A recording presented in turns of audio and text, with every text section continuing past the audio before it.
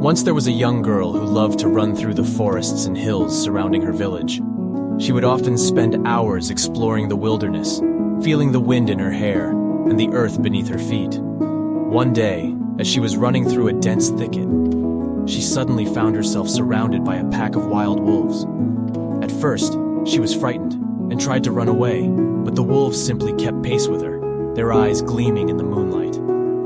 As the night wore on, the girl found herself growing more and more tired, her legs aching and her breath coming in short gasps. But still, the wolves ran beside her, their lithe bodies moving effortlessly through the forest. At last, as the first light of dawn began to break over the horizon, the girl stumbled and fell to the ground, too exhausted to go on. But instead of attacking her, the wolves simply lay down beside her, their warm bodies providing a cocoon of protection and comfort. For hours they stayed there. The girl nestled among the wolves, feeling their breath on her skin and their soft fur against her cheek. And as she lay there, she realized that she had never felt so safe, so loved, so at peace. In that moment, the girl knew that she was no longer alone in the world. She was part of something greater, something wild and beautiful and mysterious. And as she closed her eyes and let herself drift off into sleep, she felt a deep sense of gratitude for the experience of running with the wolf pack. The girl continued to visit the wolf pack each night, running with them through the forest and feeling their wild spirit awaken within her. She learned to communicate with them, not through words, but through the language of the forest, the rustling of leaves, the chirping of birds, the scent of pine needles.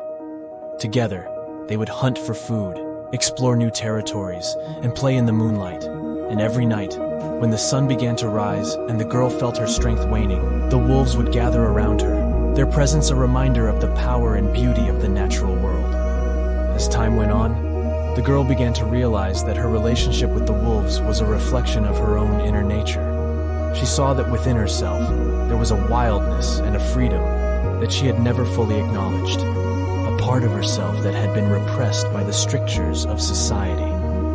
And so, with the guidance of the wolf pack, she began to embrace this wildness, to trust her instincts, and to live in harmony with the natural world. She learned to let go of her fears and to trust in the wisdom of the universe, knowing that she was always exactly where she was meant to be.